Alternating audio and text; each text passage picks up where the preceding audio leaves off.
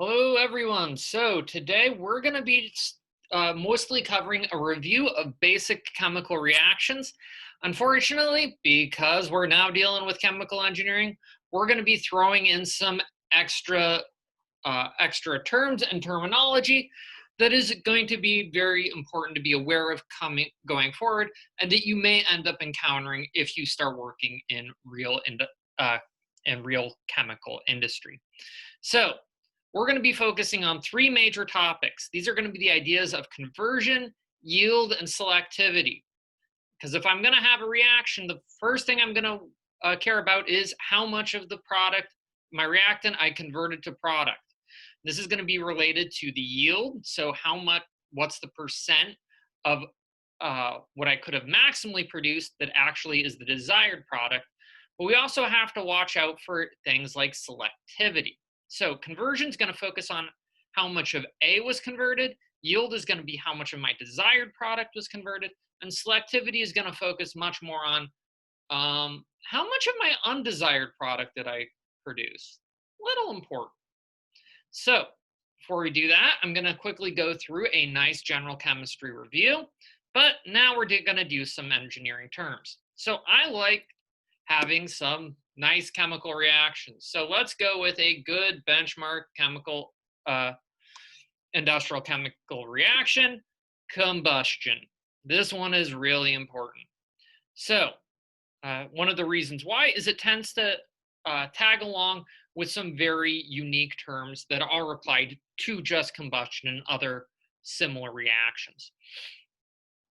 So if I'm actually going to react methane with oxygen, first thing I'm going to want to be aware of is I am going to have a limiting reagent. So we need a good way to identify limiting reagents. So we've done some tricks in general chemistry, but I want to show you one that's more commonly used in industrial chemistry.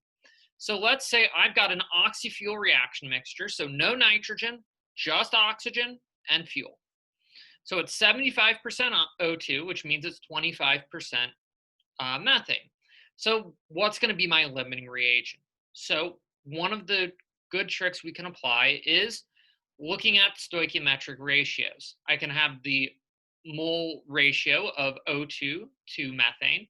And here's one of the nice parts is that if I'm dealing with gases, a pressure ratio is going to be as good as a mole ratio. So I've got, and then I can compare this to the stoichiometric ratios. So it turns out that if the ratio of uh, of reactants is greater, then my denominator is going to be limiting. So if this one is essentially going to be greater than my stoichiometric coefficients, then it means that methane is limiting. If this guy is smaller than my stoichiometric ratio, then that means that O2 is limiting. So let's go ahead and work this for my previous example. So if I have 75% O2 and 25% methane, then I've got a 75 to 25 ratio, or 3-to-1. Now this gives, now I have to worry about my stoichiometric ratio, which is 2-to-1 O2 to methane. So reactants greater than stoichiometric. So this means denominator is limiting. So we've got a methane limited reaction. Now, here comes the next important question. How do I describe exactly how much excess O2 is present? And this is going to be something that's a little bit more unique to industrial chemistries. You probably haven't encountered this term before, because we're going to be describing it using fractional excess. So the idea of fractional excess is more or less how much more of the number of moles of my limiting reagent, or my excess reagent, in this case O2, are in the feed than would be ideally consumed. So I know that I've got too much O2. Now let's go ahead and think about my specific case. If I've got 75% O2 and 25% methane. So in an ideal scenario, I'd be consuming twice as much O2 as I have methane. So this would be about 50% or 50 50 of the pressure. So if I have an overall pressure of 1 atm, that'd be 0.5 atm. I have 0.75. So what we can do is throw this into our equation. I have 75%. I only need 50%. And then we divide this by how much I need, 50. So we can factor out our 50, factor out a factor of 25, and this simplifies down to a fractional excess of 1/2. So you can also put this in a percentage basis. So I have 50% excess of O2. I have 50% more oxygen than I ideally need. So turns out that if I'm dealing with a combustion reaction like this, I have an extra set of terms that we can use. And this is going to be excess air. So this is built around a subset of terms. So first of all is theoretical air. So this is going to be the amount of air that is required for complete combustion. So in my previous case, 50. And then percent excess air is pretty much going to be the same thing as fractional excess that we worked earlier with the extra addition of times 100.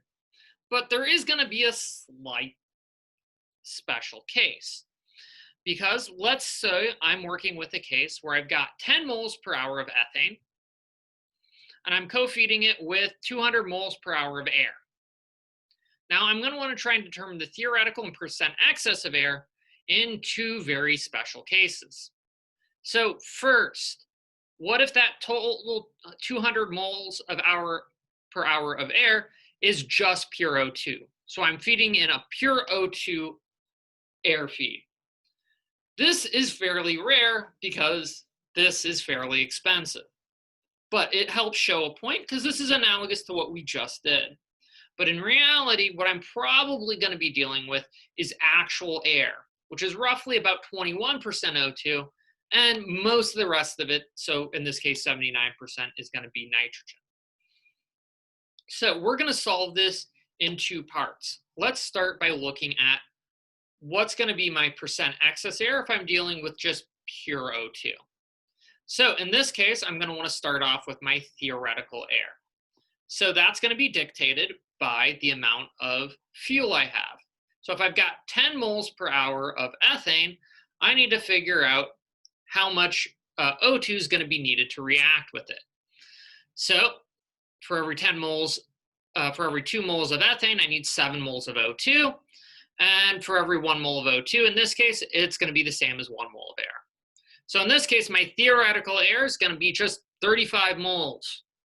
Well, it turns out I'm feeding in 200. So the excess air ends up being quite high because my air in the feed is 200 moles. Theoretical air is 35 divided by 35. Congratulations, I have almost 500% excess air. So in this case, feeding in pure O2 is a bit overkill, but there are some cases where it is needed.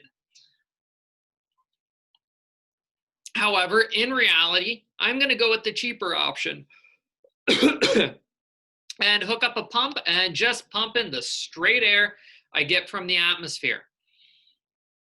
So let's say I'm dealing with atmospheric air. In this case, my theoretical air calculation only changes by this slight modification at the end, that every 1 mole of air has 0.2 moles of O2. And when I modify this, it turns out that my theoretical air goes up from about 35 moles to 167 moles of air. Woo, just a slight increase.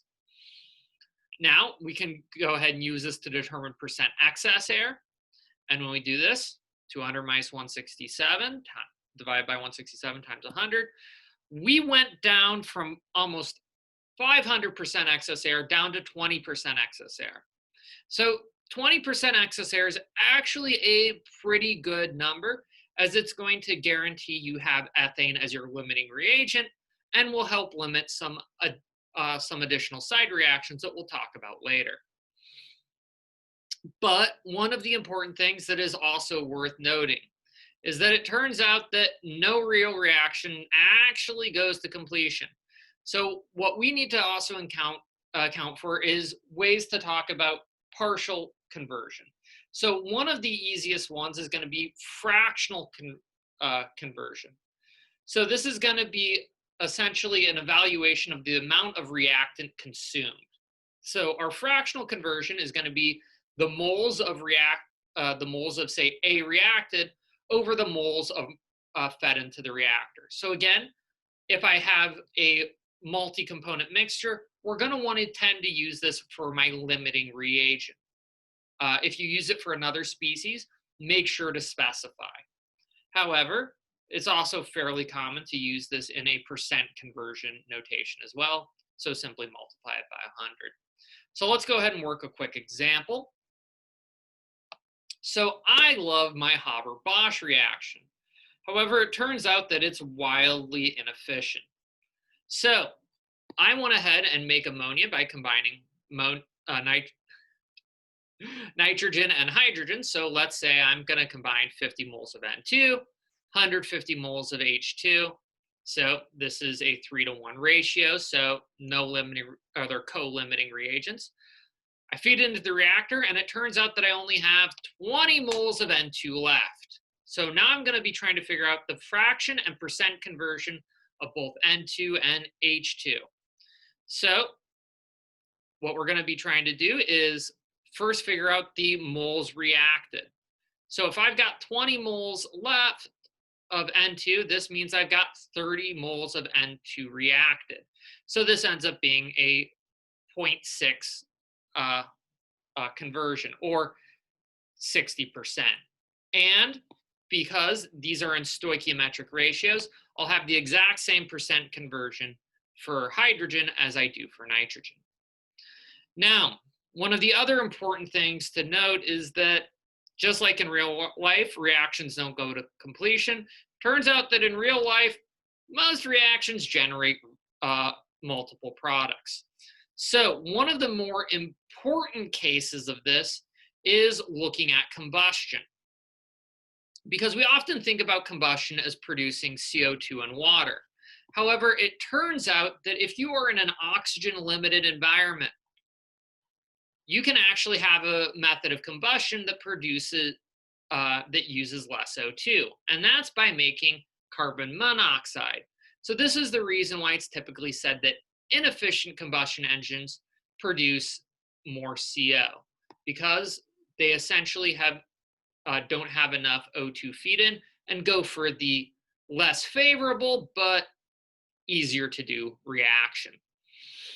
So trying to figure out how much has gone to CO2 versus how much has gone to CO is actually kind of important, as in it may be a matter of life and death or just cost, because these two are used for very different things.